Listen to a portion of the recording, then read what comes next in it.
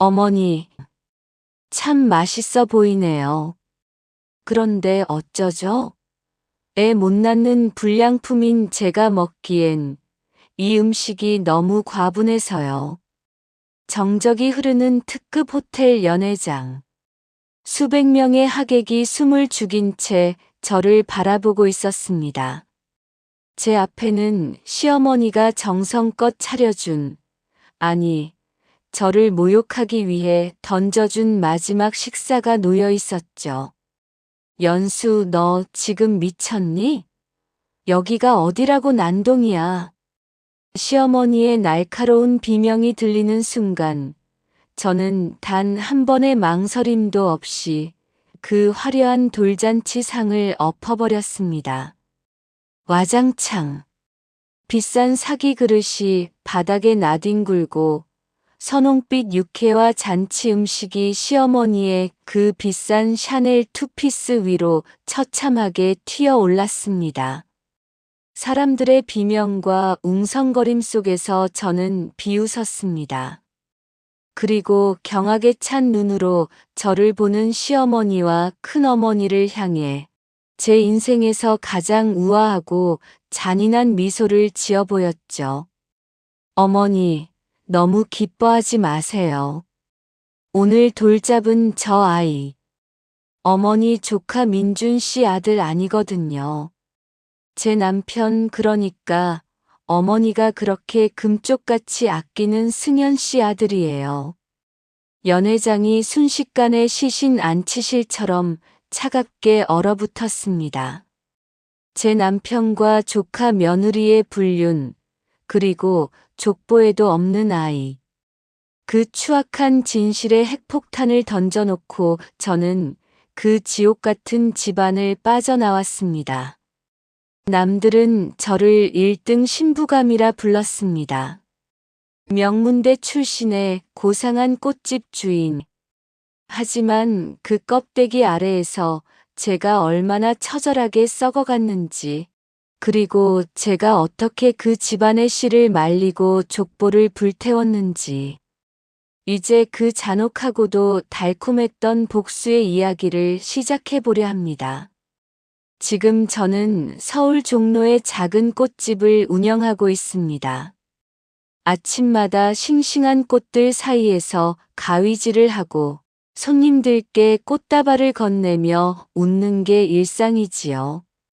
평온합니다. 조용합니다. 하지만 이 평온함이 오기까지 제가 어떤 지옥을 겪었는지 아무도 모릅니다. 오늘 아침에도 단골 손님 한 분이 오셨어요. 칠순이 넘으신 할머니셨는데 제 손을 꼭 잡으시더군요. 연수 씨, 참 복스럽게 생겼어요. 어디 시집은 갔어요? 저는 그저 웃으며 대답했습니다. 한번 갔다 왔습니다. 할머니는 아무것도 모르고 고개를 끄덕이셨지요. 그 한 번이 제 인생 전부를 태워버린 시간이었다는 걸 그분이 어찌 알겠습니까? 제 이야기는 10년 전으로 거슬러 올라갑니다. 그때 저는 이화여대 불문과를 다니는 23이었습니다. 부모님은 일찍 돌아가시고 외할머니 손에 자랐지요. 가난했지만 공부 하나는 잘했습니다. 장학금으로 학교를 다녔고 아르바이트로 생활비를 벌었습니다. 그때 민준이를 만났습니다. 대학로 카페에서 아르바이트를 하던 중이었어요. 민준이는 손님으로 왔다가 제게 말을 걸었습니다. 키가 크고 눈웃음이 예뻤던 남자였지요. 연세대 경영학과 3학년이라고 했습니다. 커피 참 맛있네요. 누가 만드셨어요? 제가 만들었는데요. 아, 그럼 당신이 여기서 제일 예쁜 사람이네요. 지금 생각하면 뻔한 작업 멘트였는데, 그땐 그게 세상에서 제일 달콤했습니다. 23 여자애가 뭘 알았겠습니까? 민준이와 저는 석 달 만에 연인이 되었습니다. 그 여름은 정말 뜨겁고 아름다웠지요.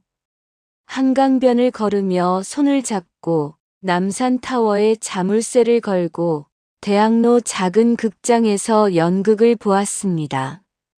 민준이는 제게 늘 이렇게 말했어요. 연수야, 넌 정말 특별해. 다른 여자애들이랑 달라. 저도 민준이가 특별하다고 생각했습니다. 다정하고 자상하고 제 말을 귀 기울여 들어주는 사람이었으니까요. 처음으로 누군가에게 온전히 사랑받는다는 느낌을 받았습니다. 하지만 그때 제가 몰랐던 게 하나 있었습니다. 민준이네 집안이 어떤 곳인지를요. 그해 가을 민준이가 조심스럽게 말을 꺼냈습니다. 연수야, 우리 집에 너 애기 좀 했어. 그래? 뭐래? 그게 어머니가 한번 만나보고 싶대. 순진했던 저는 기뻤습니다. 결혼까지 생각해 주는구나 싶었지요. 그래서 정성껏 준비했습니다. 백화점에서 산 새 옷을 입고 미용실에서 머리를 곱게 말았습니다. 민준이네 집은 강남 대치동에 있었어요. 빌라가 아니라 단독주택이었습니다. 대문을 들어서니 정원이 나왔고 현관에선 고급스러운 가죽 냄새가 났지요. 어머니께서 나오셨습니다. 샤넬 투피스를 입으신 50대 초반쯤 되어 보이는 분이었어요. 어서 와요. 목소리는 부드러웠지만 눈빛은 차가웠습니다. 거실로 안내받았습니다. 민준이 아버지는 안 계셨고 민준이 어머니와 셋이서 차를 마셨지요. 테이블 위에는 백화점 과일 바구니가 놓여 있었는데 제가 가져간 과자 선물은 어머니께서 받자마자 주방으로 치워버리셨습니다. 연수 씨라고 했죠? 학교는 어디 다녀요? 이화여대입니다. 전공은? 불문과요. 아, 불문과. 집안은 어디세요? 충남 천안입니다. 부모님은 뭐 하시고? 돌아가셨습니다. 찻잔 놓는 소리가 유난히 크게 들렸습니다. 그럼 누구랑 사세요? 외할머니랑 살았는데 할머니도 작년에 돌아가셨습니다. 지금은 원룸에서 혼자 삽니다. 민준이 어머니의 표정이 굳어졌습니다. 그때 저는 알았어요. 이 사람이 저를 마음에 들어 하지 않는다는 걸요. 그날 저녁 민준이네 작은아버지 가족이 오셨습니다. 민준이 아버지와 작은아버지는 형제였는데 둘 다 사업을 하신다고 했어요. 작은아버지네는 바로 옆 동네에 산다며 자주 왕래한다고 했습니다. 작은어머니는 민준이 어머니보다 더 화려했습니다. 루이비통 가방을 들고 손목엔 까르띠에 시계를 차고 계셨지요. 옆에는 승현이라는 아들이 있었습니다. 아, 이게 민준이가 데려온 여자친구구나. 작은 어머니가 저를 위아래로 훑어보시더군요. 키는 작네. 얼굴은 뭐 괜찮고. 그렇게 말하고는 승현이를 바라보며 웃으셨습니다. 우리 승현이는 여자친구 안 데려와? 30이면 결혼할 나이인데. 승현이는 무표정하게 앉아 있었습니다. 32이라고 했는데 대기업 임원이라고 하더군요. 명문대 나오고 MBA 유학 다녀오고 스펙이 화려한 사람이었습니다. 그날 저녁은 지옥이었습니다. 저녁 식사 자리였습니다. 민준이 어머니가 차린 음식은 한정식이었어요. 갖은 나물에 생선구이, 잡채까지 정성스럽게 차려졌지요. 하지만 분위기는 싸늘했습니다. 연수 씨, 요리는 할 줄 알아요? 작은 어머니가 물으셨습니다. 네, 기본적인 건 합니다. 기본적인 게 뭔데요? 된장찌개, 김치찌개. 네, 요즘 애들은 그런 것만 하지. 제사 음식 같은 건 못하잖아요. 배우면 할 수 있습니다. 배우면 한다고. 허허, 요즘 애들답네. 민준이가 끼어들었습니다. 어머니, 연수 괜찮은 애예요. 공부도 잘하고. 공부 잘하는 게 밥 먹여주니? 시집 와서 중요한 건 살림이지. 민준이 어머니가 찻잔을 내려놓으며 말씀하셨습니다. 식사가 끝나고 설거지를 도우러 일어섰습니다. 부엌에 저 혼자 들어가 있었는데 거실에서 목소리가 들렸어요. 작은 어머니와 민준이 어머니가 나누는 대화였습니다. 형님, 저 애는 안 될 것 같은데요. 나도 그렇게 생각해. 집안도 변변찮고. 민준이가 좋아하는 것 같긴 한데 애가 철이 없어서 그래요. 지금은 예뻐 보여도 나중엔 후회할걸요. 맞아. 우리 집안에 맞는 애를 찾아야지. 제가 아는 집 딸 하나 있는데 그 집도 사업하고 괜찮아요. 소개해드릴까요? 그래, 알아봐줘. 설거지하던 제 손이 멈췄습니다. 귓가가 웅웅거렸고 눈앞이 흐려졌지요. 그때 저는 알았습니다. 제가 아무리 노력해도 이 집안의 며느리는 될 수 없다는 걸요. 그날 이후로 민준이가 달라졌습니다. 전화도 뜸해졌고 만나자는 말도 줄었지요. 저는 불안했지만 애써 밝게 굴었습니다. 괜찮은 척했어요. 그러던 어느 날 민준이가 대학로 카페로 저를 불렀습니다. 우리가 처음 만났던 그 카페였지요. 연수야, 미안해. 민준이는 고개를 숙인 채 말했습니다. 우리 그만 만나자. 왜? 어머니가 반대하셔. 집안 사정도 있고. 그럼 설득하면 되잖아. 시간을 두고. 안 돼. 어머니 성격 아는데 절대 허락 안 하실 거야. 그럼 어떡해? 우린 사랑하잖아. 민준이는 한참을 침묵하더니 말했습니다. 미안해. 난 어머니 뜻을 거스를 수 없어. 그게 끝이었습니다. 그날 밤 비가 쏟아졌습니다. 저는 원룸으로 돌아가지 못하고 한강변을 걸었어요. 옷이 다 젖었지만 상관없었습니다. 가슴이 너무 아파서 비 맞는 게 느껴지지도 않았지요. 강변 벤치에 주저앉았습니다. 하늘을 보니 먹구름만 가득했어요. 빗소리가 귓가를 때렸고 차가운 바람이 볼을 스쳤습니다. 왜 나는 안 되는 걸까? 왜 집안이 가난하다는 이유로 사랑도 못하는 걸까? 눈물이 났습니다. 억울하고 분했지요. 하지만 동시에 한 가지 감정이 더 들었습니다. 복수심이었습니다.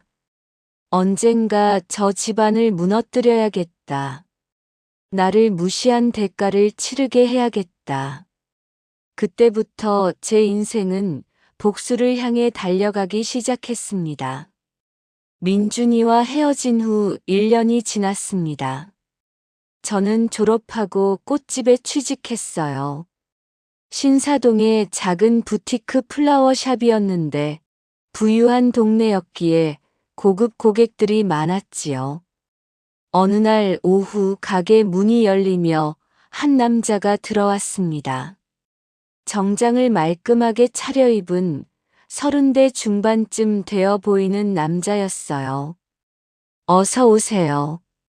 고개를 들었을 때 깜짝 놀랐습니다. 승현이었어요. 민준이네 사촌 형이었던 그 승현이요. 승현도 저를 알아봤습니다. 연수 씨. 맞죠? 네, 안녕하세요. 여기서 일하세요? 네. 어색한 침묵이 흘렀습니다. 승현이 먼저 말을 이었어요. 장미 꽃다발 하나 부탁드려요. 어머니 생신이라서요. 알겠습니다. 저는 조용히 장미를 골랐습니다. 붉은 장미, 어둡고 짙은 빛깔의 것들로요. 그날 이후로 승현이 자주 가게에 들렀습니다. 처음엔 꽃을 사러 온다고 했지만 점점 그냥 커피를 마시러 오는 날이 많아졌어요. 연수 씨, 민준이는 어떻게 지내요?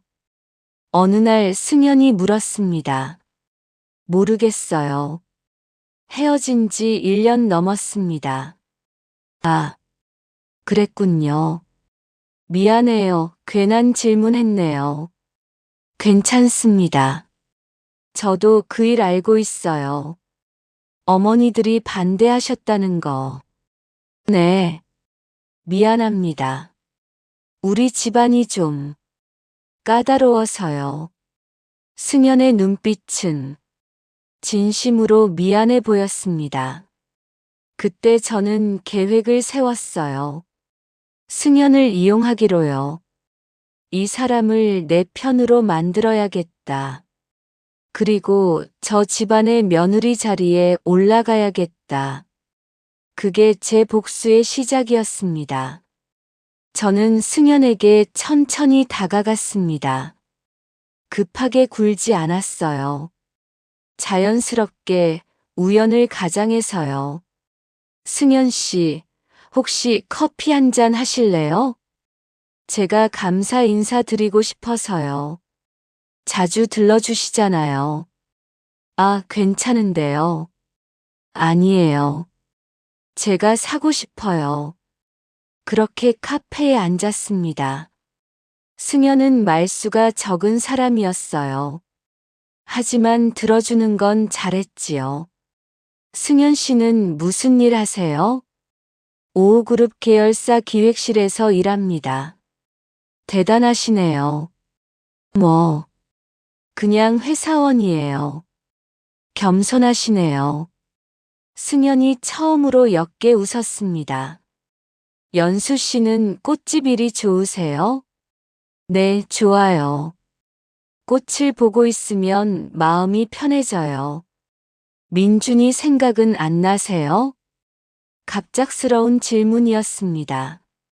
저는 잠시 멈칫했지만 금방 대답했어요. 이제 괜찮아요. 다 지난 일이니까요. 거짓말이었습니다. 전 단 하루도 민준이를 잊은 적 없었거든요. 복수하기 위해서요. 그렇게 석 달이 지났습니다. 승현과 저는 자연스럽게 가까워졌어요. 주말엔 함께 미술관에 가고 저녁엔 조용한 레스토랑에서 식사를 했지요. 승현은 다정한 사람이었습니다. 민준이처럼 화려하진 않았지만 묵묵하고 안정적이었어요. 제 말을 경청했고 배려심도 깊었습니다. 어느 날 저녁 남산타워에서 승현이 말했습니다. 연수 씨, 저랑 사귀어 줄래요? 별들이 반짝이는 밤이었습니다. 승현의 눈빛은 진지했어요. 네. 저는 웃으며 대답했습니다. 하지만 제 마음속엔 복수만 가득했지요. 이제 시작이야. 저 집안의 큰 며느리 자리 내가 차지할 거야. 그리고 무너뜨릴 거야. 그땐 그게 잘못인 줄 몰랐습니다. 승연에게 상처를 줄 거라는 것도, 제가 더 큰 지옥으로 들어가게 될 거라는 것도요. 승연과 정식으로 사귀기 시작한 후, 저는 철저히 준비했습니다. 꽃집 일을 하면서도 요리 학원을 다녔어요. 한식, 양식, 심지어 제사 음식까지 배웠습니다. 외모도 가꿨습니다. 헬스장에 다니며 몸매를 관리하고 피부과도 정기적으로 다녔지요. 옷도 신경 써서 입었어요. 화려하진 않되 단정하고 우아하게요. 말투도 바꿨습니다. 너무 격식을 차리지도 그렇다고 편하지도 않게. 품위 있되 친근하게 말하는 법을 연습했어요. 승연은 제가 변해가는 모습을 좋아했습니다. 연수 씨, 요즘 더 예뻐진 것 같아요. 그래요? 고마워요. 하지만 저는 속으로 웃었습니다. 당신 집안 사람들 눈에 들기 위해서 이러는 거예요. 당신이 좋아서가 아니라. 1년 후 승연이 청혼했습니다.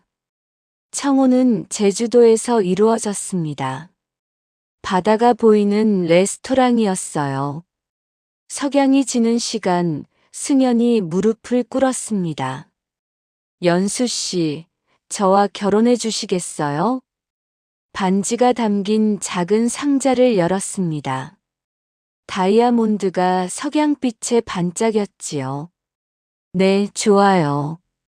저는 눈물을 흘렸습니다. 기쁜 척하는 눈물이었어요. 하지만 속으론 다른 생각을 했지요.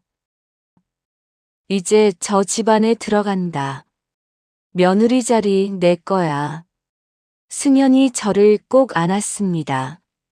그의 품은 따뜻했지만 제 마음은 차가웠습니다. 고마워요, 연수 씨. 행복하게 해줄게요. 저도 행복할게요. 거짓말이었습니다.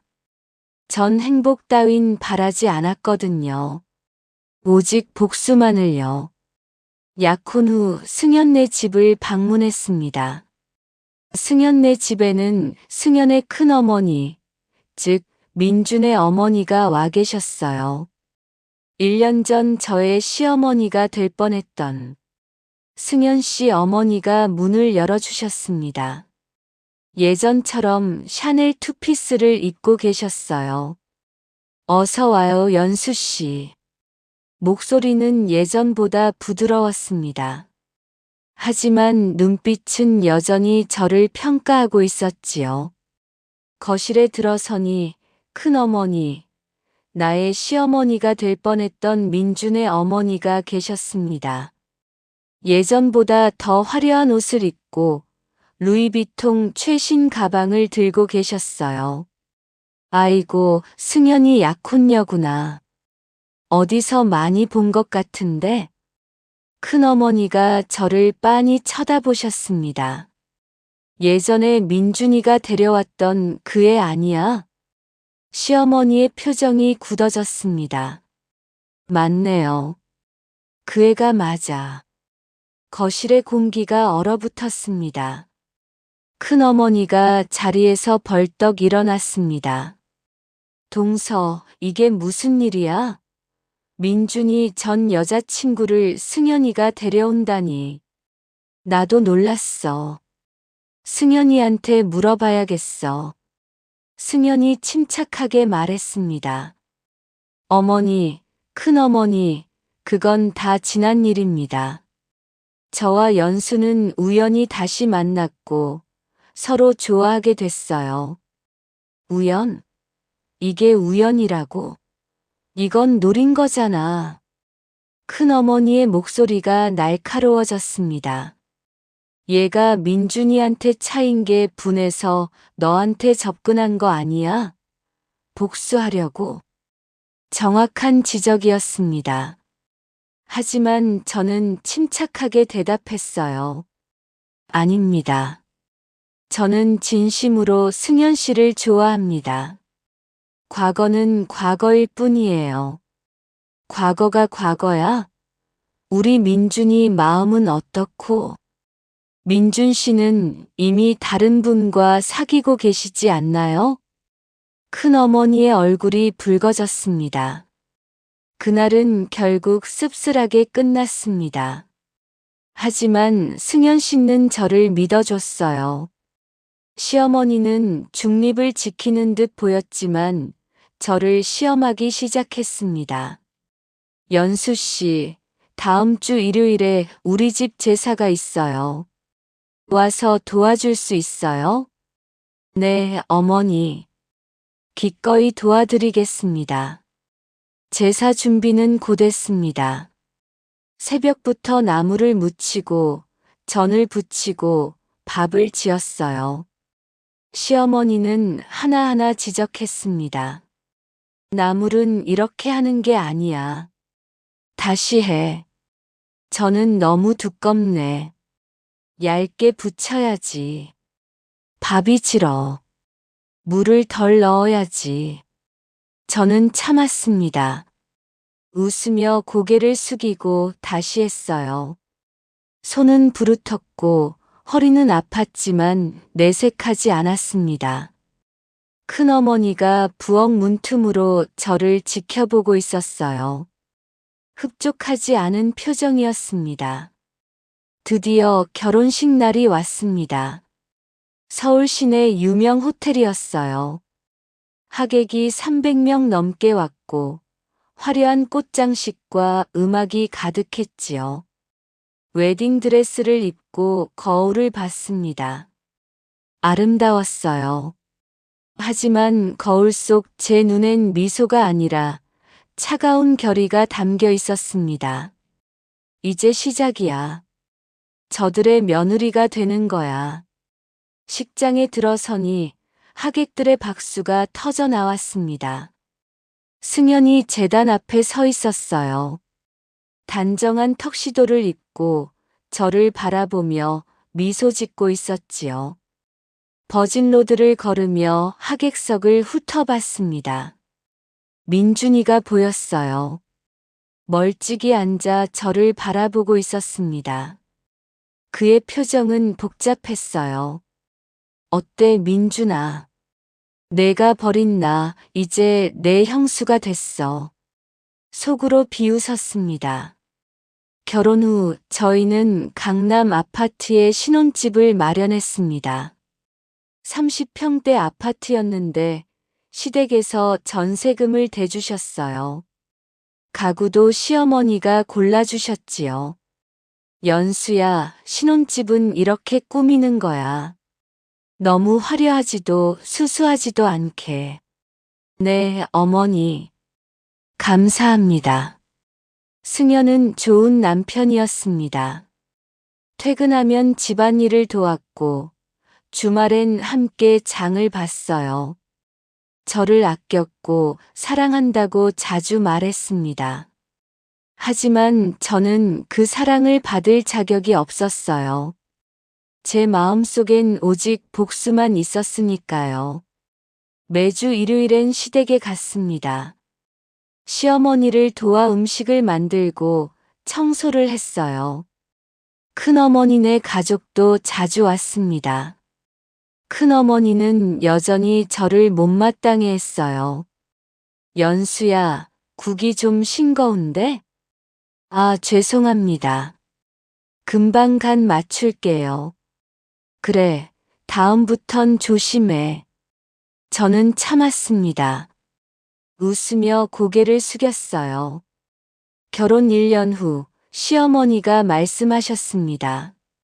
연수야, 병원 좀 가봐라. 애가 안 생기잖아. 네, 어머니. 산부인과에 갔습니다. 강남의 유명한 병원이었어요. 시어머니가 아는 원장님이 계신 곳이라고 했습니다. 검사를 받았습니다. 일주일 후 결과가 나왔어요. 연수 씨, 검사 결과가 좀 안 좋네요. 원장님의 표정이 어두웠습니다. 남편분 정자를 공격하는 항체가 있어요. 자연 임신이 어려울 수 있습니다. 머리가 하얘졌습니다. 그럼 어떻게 해야 하나요? 치료를 받아야죠. 시간이 좀 걸릴 겁니다. 집으로 돌아오는 길 눈물이 났습니다. 이상했어요. 복수만 생각하던 제가 왜 아이를 못 갖는다는 게 슬펐을까요? 그때 저는 몰랐습니다.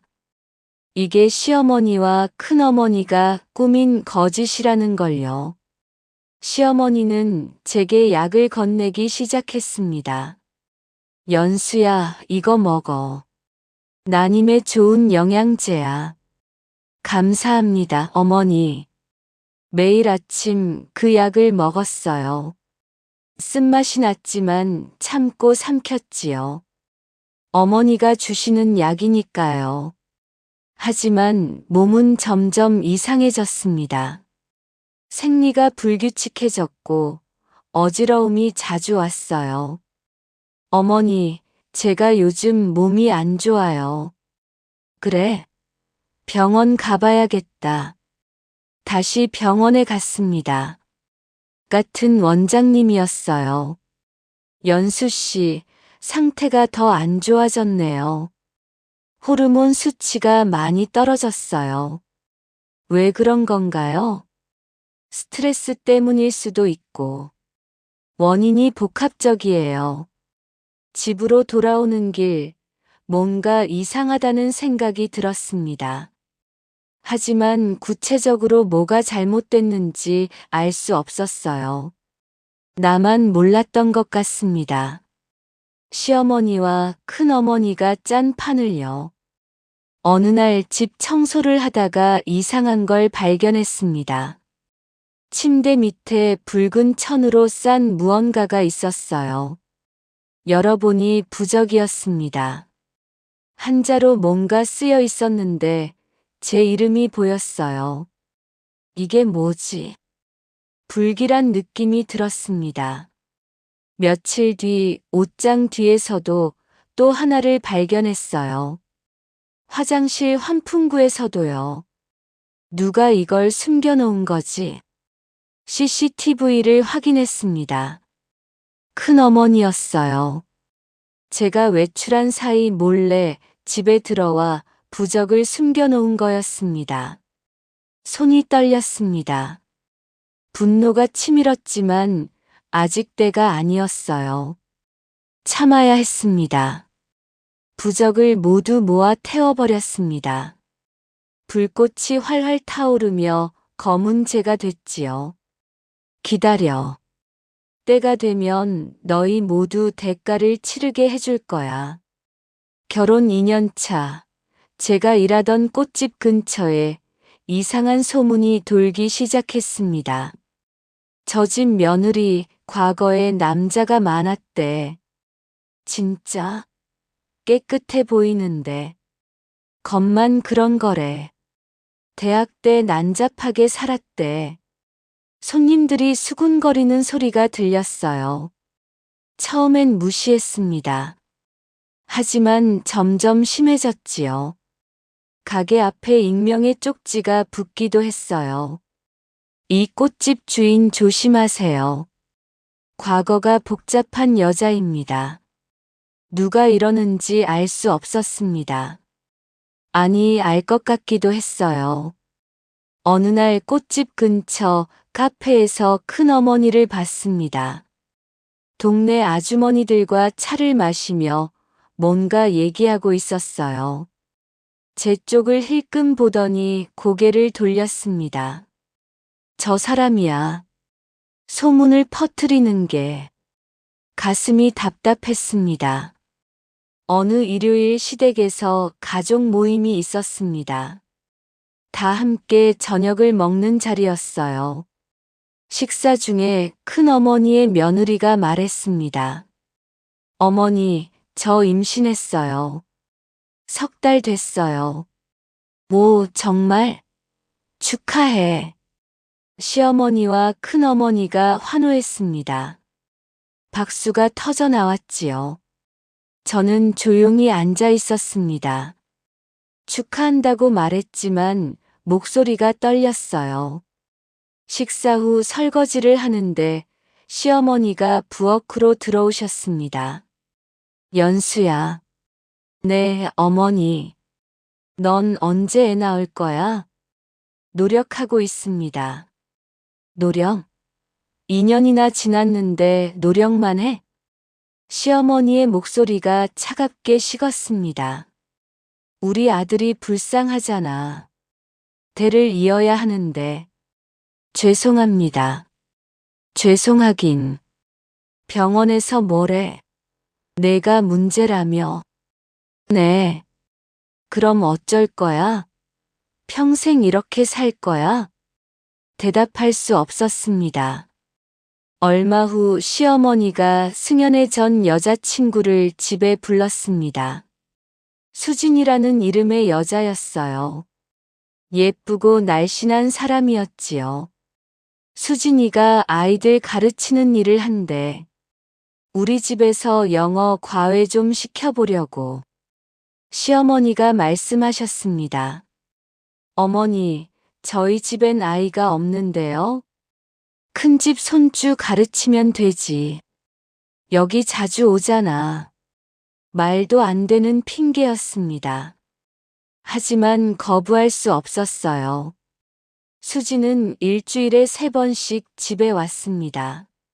승연이 퇴근할 시간에 맞춰서요. 오빠, 오랜만이야. 수진이 승연을 보며 환하게 웃었습니다. 수진아. 잘 지냈어? 응, 잘 지냈어. 오빠는? 둘이 자연스럽게 대화를 나눴어요. 저는 부엌에서 그 모습을 지켜봤습니다. 저 여자를 왜 집에 들인 거지?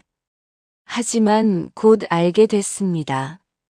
저를 내쫓기 위해서라는 걸요. 어느 날 시어머니가 저를 불렀습니다. 큰어머니도 함께 있었어요. 연수야, 앉아봐. 거실 소파에 앉았습니다. 내가 애를 못 낳으니까 우리가 방법을 찾아봤어. 무슨 방법이요? 대리모. 귀를 의심했습니다. 대리모요? 그래. 승연이 씨로 다른 여자가 애를 낳는 거지. 너도 엄마 될 수 있잖아. 어머니, 그건. 뭐가 문제야? 요즘 다들 그렇게 해. 너도 아이 갖고 싶잖아. 작은 어머니가 거들었습니다. 연수야, 이기적으로 굴지 마. 우리 집안대를 생각해야지. 저는 아직 치료 중입니다. 조금만 더 시간을 주세요. 시간? 벌써 2년이나 지났어. 더 기다리라고. 시어머니의 목소리가 높아졌습니다. 눈물이 났습니다. 참으려 했지만 흘러내렸어요.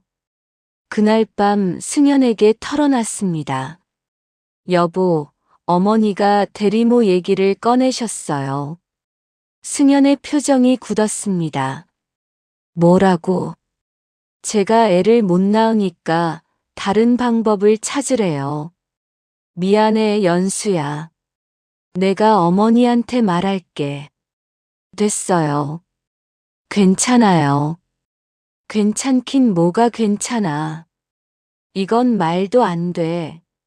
승연이 저를 안아줬습니다. 하지만 그의 품이 예전 같지 않았어요. 뭔가 흔들리고 있었습니다. 며칠 후 승연이 조심스럽게 물었어요. 연수야, 만약 정말 애를 못 가지게 되면 어떡하지? 왜 그런 말을 해요? 아니, 그냥 만약에 말이야. 걱정하지 마세요. 제가 꼭 나을게요. 거짓말이었습니다. 저도 확신이 없었거든요. 어느 날 승연의 휴대폰으로 사진이 한 장 왔습니다. 제가 민준이와 함께 찍은 사진이었어요. 오래전 대학로 카페에서 찍은 거였지요. 하지만 사진이 조작돼 있었습니다. 최근에 찍은 것처럼 편집돼 있었어요. 승연이 저를 불렀습니다. 연수야, 이게 뭐야? 사진을 보여줬습니다. 이건 예전 사진이에요. 누가 이걸 보낸 거예요? 모르는 번호야. 그런데 날짜가 지난달로 돼 있어. 조작이에요. 저 민준 씨 안 만나요. 정말? 정말이에요. 믿어주세요. 승연은 고개를 끄덕였지만 눈빛엔 의심이 서려 있었습니다. 그날 밤 큰어머니에게서 전화가 왔어요.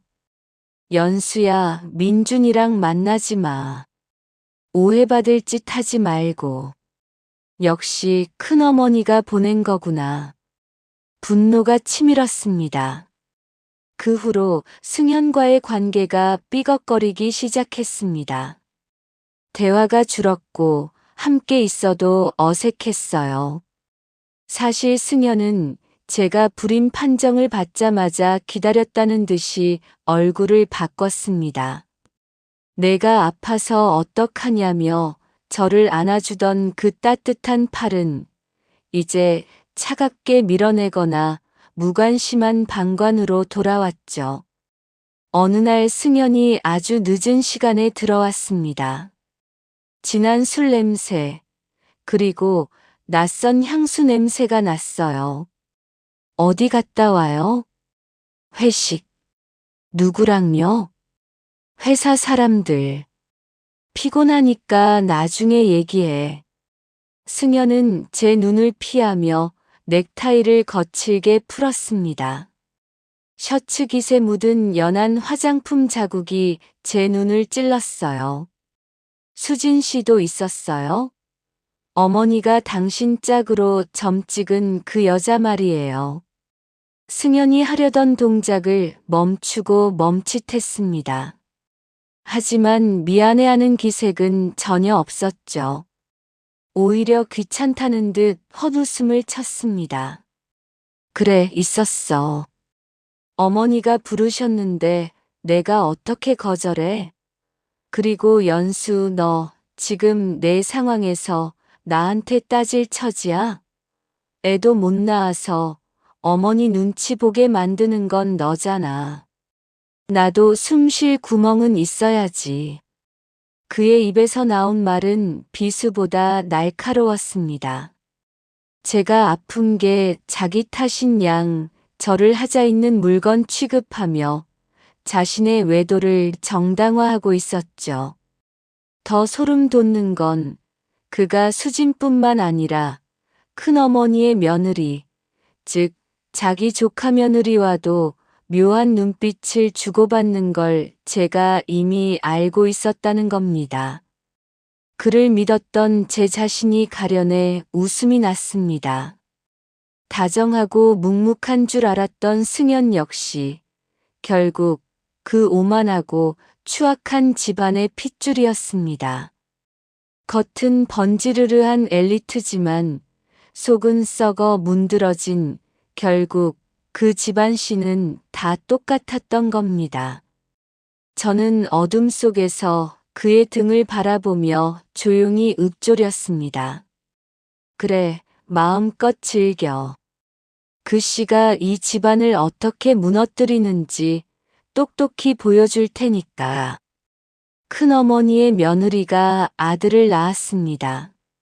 건강한 사내아이였어요. 돌잔치를 성대하게 연다고 했습니다. 초대장이 왔어요. 호텔에서 하는 큰 잔치였습니다. 가기 싫다. 하지만 안 갈 수 없었어요. 며느리니까요. 돌잔치 날 호텔 연회장은 사람들로 가득했습니다. 화려한 장식과 음식들이 차려져 있었어요. 큰어머니는 손주를 안고 환하게 웃고 있었습니다. 시어머니도 기뻐하셨지요. 우리 손주 참 잘생겼지?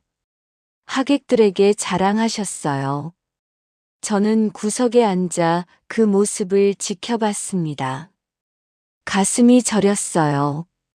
질투가 아니라 허무함이었습니다. 내가 왜 여기 있지? 왜 이 고통을 참고 있지? 그때 깨달았습니다. 복수는 의미가 없다는 걸요. 잔치 중간에 시어머니가 저를 불렀습니다. 연수야, 잠깐 나와봐. 복도로 나갔어요. 시어머니와 큰어머니가 함께 있었습니다. 너 밥은 먹어 뭐해? 시어머니가 차갑게 말씀하셨습니다. 예. 애도 못 낳는 주제에 잔치 음식은 처먹고 앉았네. 어머니, 그런 말씀은. 뭐가 어때? 사실이잖아. 넌 우리 집안에 도움이 안 돼. 큰어머니가 거들었습니다. 맞아. 승현이 불쌍해. 저런 여자 만나서. 눈물이 났습니다. 참으려 했지만 흘러내렸어요. 어머니, 제가 정말 노력하고 있습니다. 노력? 그래, 노력은 하는데 결과가 없잖아. 이제 포기해. 승현이 놔줘. 예. 이혼해. 그게 서로를 위한 거야. 심장이 멈추는 것 같았습니다. 연회장으로 돌아왔습니다. 손님들은 웃으며 음식을 먹고 있었어요. 시어머니가 제 앞에 접시를 놓으며 말씀하셨습니다. 먹어. 마지막 식사 될지 모르니까. 그 순간 뭔가 끊어졌습니다. 참고 참았던 선이요. 저는 일어나 밥상을 엎었습니다. 와르르. 접시들이 바닥에 떨어졌어요. 사람들이 놀라 저를 쳐다봤습니다. 연수야, 너 지금 뭐 하는 거야? 시어머니가 소리쳤습니다. 저는 웃었습니다. 비웃음이었어요. 어머니, 너무 좋아하지 마세요. 뭐? 그쪽 며느리가 낳은 아기요. 무슨 소리야? 민준 씨 아들 아니거든요. 연회장이 조용해졌습니다. 저는 천천히 말했습니다. 그 아이 아버지는 승현 씨요. 큰어머니의 얼굴이 하얗게 질렸습니다. 너 지금 무슨 소리를 하는 거야? 사실이에요. 제가 의도적으로 판을 짰거든요. 며느리분께 승현 씨를 소개시켜 드렸어요. 둘이 가까워지도록 자리도 만들어줬고요. 이런 미친. 큰어머니가 저를 향해 손을 들었지만 시어머니가 막았습니다. 잠깐. 증거 있어? 있죠. 호텔 CCTV도 있고 문자 내역도 있어요. DNA 검사해보시면 확실히 알 수 있고요. 큰어머니의 며느리가 비명을 질렀습니다. 아니에요. 거짓말이에요. 하지만 그녀의 얼굴은 이미 창백했습니다. 승현 씨가 자리에서 일어났어요. 그의 표정도 굳어 있었지요. 시어머니가 승현이를 노려봤습니다. 승현아, 이게 사실이야? 승현이는 대답하지 못했습니다. 대답해. 내가 정말 조카 며느리랑. 죄송합니다, 어머니. 연회장이 술렁였습니다. 하객들이 웅성거리기 시작했어요. 세상에 근친상간이잖아. 족보가 엉망이 되겠네. 큰어머니가 주저앉았습니다. 이럴 수가. 이럴 수가. 시어머니가 저를 노려봤습니다. 내가 이 짓을 한 거야? 네, 제가 했어요. 왜 이런 짓을? 복수요. 어머니들이 절 무시했잖아요. 집안이 가난하다고, 애를 못 낳는다고. 제게 준 고통을 똑같이 돌려드리고 싶었어요. 시어머니의 눈에서 눈물이 흘렀습니다. 저는 계속 말했습니다. 그리고 어머니, 제 부림은 거짓이었어요. 뭐? 어머니가 주신 약, 그거 영양제 아니었죠. 호르몬 억제제였어요. 병원 원장님도 어머니랑 짜고 거짓 진단을 내렸고요. 가방에서 서류를 꺼냈습니다. 다른 병원에서 다시 검사받았어요. 전 정상이에요. 애를 가질 수 있어요. 시어머니가 휘청거렸습니다. 그럼 지금까지. 네. 저를 내쫓으려고 꾸민 거였죠. 큰어머니랑 함께요. 큰어머니가 소리쳤습니다. 아니야. 난 그런 적 없어. 부적은요? 제 집에 숨겨놓으신 부적들 말이에요. CCTV에 다 찍혀 있어요. 큰어머니의 얼굴이 일그러졌습니다. 너 이년아. 하지만 이미 늦었습니다. 모든 게 드러났으니까요. 가방에서 이혼 서류를 꺼냈습니다. 승연 씨, 이거 받으세요. 승연은 멍하니 서 있었어요. 연수야. 저도 이제 지쳤어요. 이 쓰레기 같은 집안에서 살고 싶지 않아요. 미안해, 연수야. 내가 몰랐어. 어머니가 그런 짓을 할 줄. 알았어도 달라지진 않았을 거예요. 어차피 전 어머니 편을 들 수 없는 사람이니까요. 승연이 고개를 숙였습니다. 정말 미안해. 저는 웃었습니다. 쓸쓸한 웃음이었어요. 저도 미안해요. 사랑한 척하면서 복수만 생각했던 거. 승연 씨는 좋은 사람이에요. 그런 당신한테 상처 준 거 진심으로 미안해요. 이혼 서류에 사인을 받고 돌아섰습니다. 연회장을 나서려는데 시어머니가 붙잡았습니다. 연수야, 기다려. 우리 얘기 좀 하자. 할 얘기 없어요. 미안해. 내가 잘못했어. 용서해줘. 용서요? 지금 용서를 바라세요? 저는 비웃었습니다. 어머니, 전 어머니한테 3년 동안 인격 모독을 당했어요. 내 못 낳는다고, 쓸모없다고, 밥 먹을 자격도 없다고 들었어요. 그게 얼마나 아픈지 아세요? 미안해. 정말 미안해. 됐어요. 이제 상관없어요. 시어머니의 손을 뿌리치고 걸었습니다. 연회장 문을 열고 나서며 마지막으로 말했어요. 이 집안 제가 다 태워버렸어요. 잘 사세요. 문이 닫혔습니다.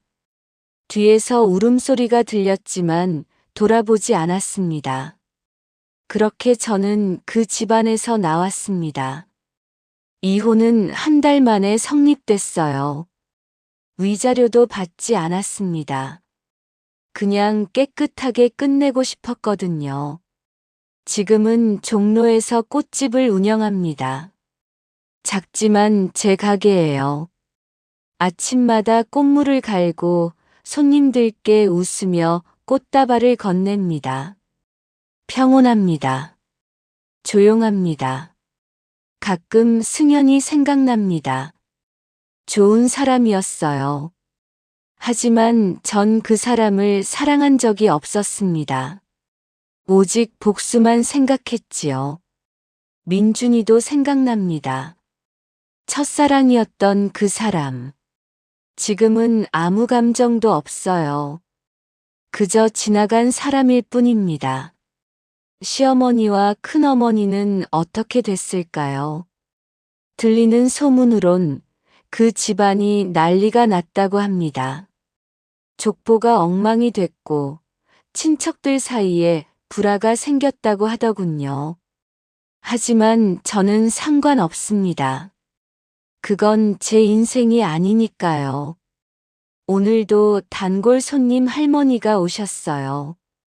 연수 씨, 요즘 표정이 밝아졌네요. 그래요? 응. 예전엔 뭔가 무거워 보였는데 지금은 편해 보여. 저는 웃었습니다. 진심으로요. 네, 할머니. 이제 좀 편해졌어요. 창밖으로 햇살이 비춥니다. 꽃들이 향기를 내뿜고 바람이 부드럽게 불어오지요. 복수는 끝났습니다. 이제 저는 제 인생을 살 겁니다. 누구를 미워하지도 누구에게 복수하지도 않고요. 그저 조용히 평온하게요. 꽃 사이에서요.